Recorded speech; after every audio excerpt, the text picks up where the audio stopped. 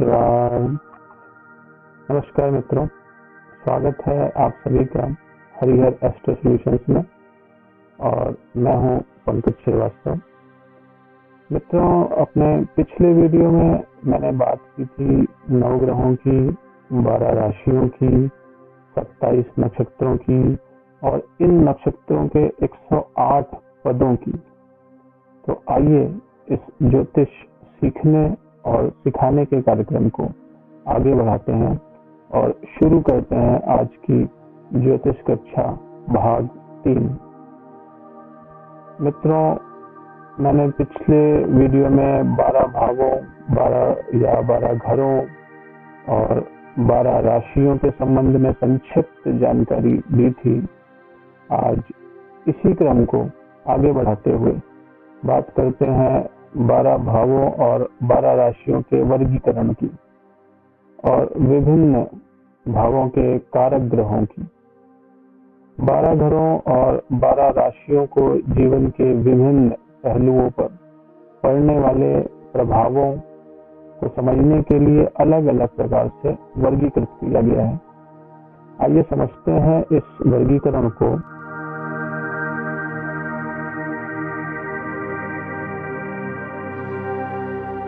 तो पहले एक बार फिर से मैं सभी राशियों के नाम और उनकी क्रम संख्या को यहाँ पे दोहरा दे रहा हूँ। पहली राशि जो मेष राशि होती है, इसकी क्रम संख्या 1 है। इसी प्रकार से वृष 2 नंबर, 3 मिथुन, 4 कर्क, 5 सिंह राशि, 6 कन्या राशि, 7 तुला राशि, 8 वृश्चिक, 9 धनु राशि, 10 मकर, 11 कुंभ और 12 मीन राशि होती है। अब बात करेंगे हम राशियों के वर्गीकरण की। तो पहले तत्वों के आधार पर इसका वर्गीकरण समझते हैं। जैसा कि शास्त्रों में, वेदों में पंच तत्वों के बारे में बताया गया। हमारा यह शरीर भी पंच तत्वों से मिलकर बना है। तो ये पंच तत्व अग्नि तत्व, पृथ्वी तत्व, वायु तत्व, जल तत्व और 5वां आकाश तत्व है। उसे यहाँ राशियों के वर्गीकरण में सम्मिलित नहीं किया गया है। तो यहाँ पे सिर्फ 4 तत्वों को जो है राशियों में वर्गीकरण इसका हुआ है। तो अग्नि तत्व की राशियां हैं मेष, सिंह और धनु राशि। पृथ्वी तत्व वृष, कन्या और मकर राशियां हैं। और वायु तत्व की राशियां हैं मिथुन, तुला और कुंभ राशि। और जल तत्व की राशियां हैं कर्क, वृश्चिक और मीन राशि।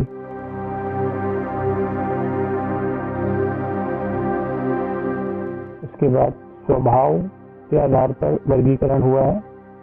तो राशियों के स्वभाव के आधार पर ये चर राशि, स्थिर राशि और द्विस्वभाव राशियां, ये 3 प्रकार से इनको वर्गीकृत किया गया है।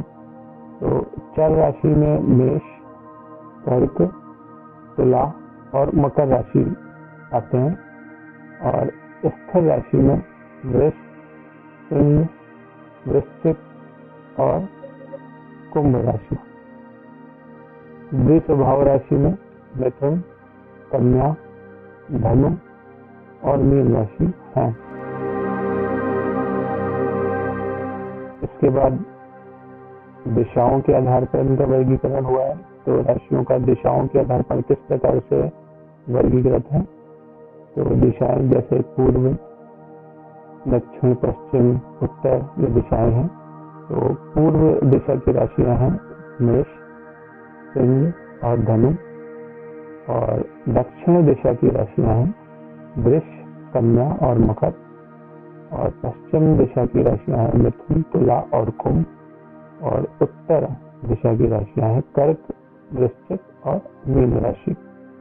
इसके बाद वर्ण के आधार पर, जैसा कि हमें पता है कि जो सनातन धर्म है उसमें वर्ण व्यवस्था जो है, इसके संबंध में सभी को लगभग जानकारी है कि वर्ण व्यवस्था जो है काफी हमारे धर्मों में, जो हमारे शास्त्र हैं, वेद धर्म में इनका जिक्र हुआ है। तो ये 4 जो वर्ण हैं, ये ब्राह्मण, क्षत्रिय, वैश्य और शूद्र हैं, इनका भी जो है राशियों में इनको वर्गीकृत किया गया है। तो क्षत्रिय वर्ण में मेष, सिंह और धनु राशि आती है, और वैश्य वर्ण में वृष, कन्या और मकर राशि जो है आएंगी, और शूद्र वर्ण में मिथुन, तुला और कुंभ ये राशियां आएंगी, और ब्राह्मण वर्ण में कर्क, वृश्चिक और मीन ये राशियां आएंगी। इसके बाद लिंग या जेंडर के हिसाब से भी इनको वर्गीकृत किया गया है। तो पुल्लिंग और स्त्रीलिंग में इन्हें वर्गीकृत किया गया है। तो मेष, मिथुन, सिंह, तुला और कुंभ ये जो है पुल्लिंग या पुरुष राशियां होंगी, और वृष, कन्या, वृश्चिक, मकर और मीन ये स्त्रीलिंग या स्त्री राशियां होंगी। यहाँ पे आप देखिए कि अगर मैं नंबर के हिसाब से देखा जाए तो मेष जो है 1 नंबर है, उसके बाद मिथुन 3 नंबर की राशि है, सिंह 5 नंबर की राशि है, तुला, यानी कि जितनी भी जो विषम संख्या है या ऑड नंबर है वो सारी जो है वो पुल्लिंग राशि या मेल साइंस हो जाएंगी। और स्त्रीलिंग में आप देखिए कि 2, 4 से जितनी भी सम राशियां इवन नंबर हैं वो सारी जो है वो फीमेल साइंस कहलाते हैं। इसके बाद इनका बल के आधार पर रात्रि बली और दिन बली राशियों के का भी वर्गीकरण किया गया है इस प्रकार से। तो रात्रि बली राशियां हैं मेष, वृष, मिथुन, कर्क, धनु और मकर, और दिन बली राशियां हैं सिंह, कन्या, तुला, वृश्चिक, कुंभ और मीन राशि। इसके बाद प्रकृति के आधार पर, इनकी राशियों की प्रकृति के आधार पर इनका वर्गीकरण हुआ है। तो प्रकृति का मतलब यहाँ पे जो है, जैसे आयुर्वेद में जो है प्रकृतियां बताई गई है, पित्त, वायु, कफ और मिश्रित प्रकृति के इस प्रकार से आयुर्वेद में जो है इसका वर्गीकरण किया गया है। उसी प्रकार से यहाँ पे जो है राशियों को भी इन कैटेगरीज में जो है वर्गीकृत करके रखा गया है। तो पित्त प्रकृति की राशियां हैं मेष, सिंह और धनु राशि, और वायु प्रकृति में वृष, कन्या और मकर राशियां हैं। मिश्रित प्रकृति में मिथुन, तुला और कुंभ है, और कफ प्रकृति में कर्क, वृश्चिक और मीन राशियां जो हैं। तो ये था वर्गीकरण राशियों का।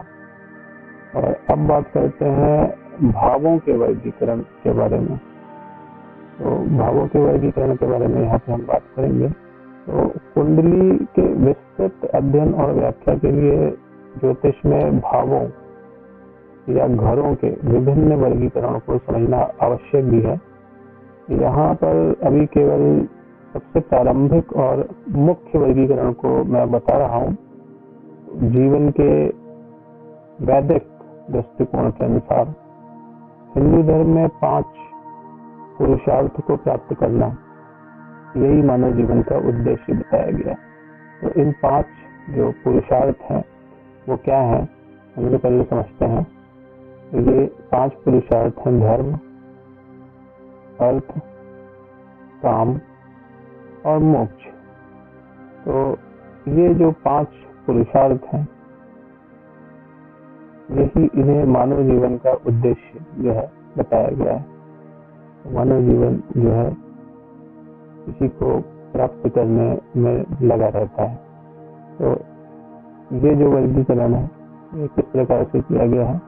तो भाव के हिसाब से जो धर्म का भाव है वो 1, 5 और 9 भाव, इन्हें धर्म भाव कहा गया है। अर्थ भाव 2, 6 और 10 भाव को अर्थ भाव कहा गया। और काम का भाव यानी 3, 7 और 11, ये काम का भाव कहा गया।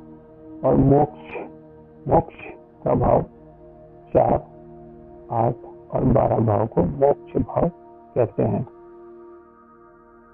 तो ये तो पुरुषार्थों की बात होगी, धर्म अर्थ काम मोक्ष की बात हुई। आगे इसका जो है और वर्गीकरण जो है और उसे समझते हैं। तो यहाँ पे जो ये 4 भाव है 1, 4, 7 और 10, इन 4 भाव को जो है सम्मिलित रूप से हम केंद्र भाव कहते हैं। केंद्र भाव के नाम से जो है ज्योतिष में जाना जाता है। इसके अतिरिक्त त्रिकोण भाव है, तो 1, 5 और 9 इन्हें हम त्रिकोण भाव जो है कहते हैं। त्रिकोण और केंद्र भावों में ग्रहों की उपस्थिति को शुभ संकेत जो है माना जाता है। और इसके बाद बात करेंगे त्रिक भाव या दुष्ट भाव की। तो ये भाव है 6, 8, 12, त्रिक भाव दुष्ट भाव कहा जाता है। तो सामान्य तौर पर इन भावों और इन भावों के स्वामी ग्रहों को जो है शुभ नहीं माना जाता है। और इसके बाद ये उपचय भाव होते हैं। उपचय भाव कौन से होते हैं? 3, 6, 10 और 11, इन्हें उपचय या वृद्धि का घर या ग्रोथ हाउस जो है कहलाते हैं ये। अर्थात इन भावों के जो फल होते हैं, उन फलों में जीवन जैसे जैसे व्यतीत होता है, जैसे जैसे जीवन आगे बढ़ता है, इसमें वृद्धि होती है। तो इन्हें उपचय भाव जो है वो कहते हैं। इसके बाद ये मारक भाव है। 2 और 7 भाव को जो है मारक कहा गया है। तो जैसा कि हम सभी जानते हैं कि भौतिक शरीर को कभी न कभी समाप्त होना ही है। मारक ग्रह मृत्यु के कारक हो सकते हैं यदि किसी व्यक्ति की दीर्घायु की अवधि समाप्त हो गई हो, अन्यथा ऐसा नहीं होता है। कई बार ये मृत्यु तुल्य कष्ट भी प्रदान कर सकते हैं। तो भावों के इस वर्गीकरण को अभी समझने के पश्चात अब हम बात करते हैं 12 भावों के नैसर्गिक कारक ग्रहों की।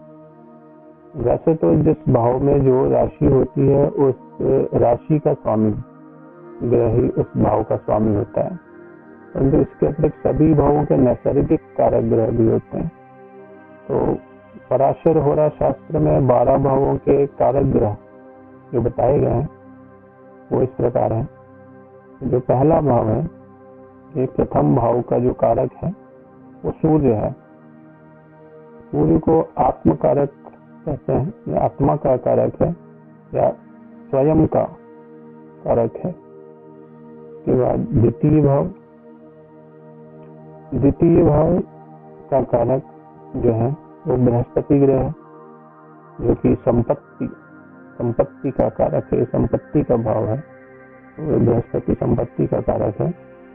फिर आगे हम बात करते हैं तृतीय भाव का कारक मंगल ग्रह है, जो कि छोटे भाई बहन का भी कारक है।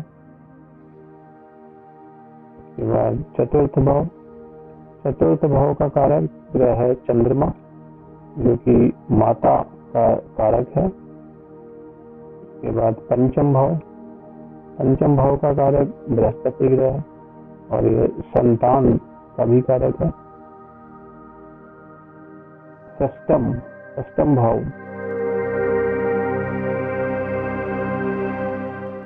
भाव का कारक मंगल है और ये शत्रु का कारक है।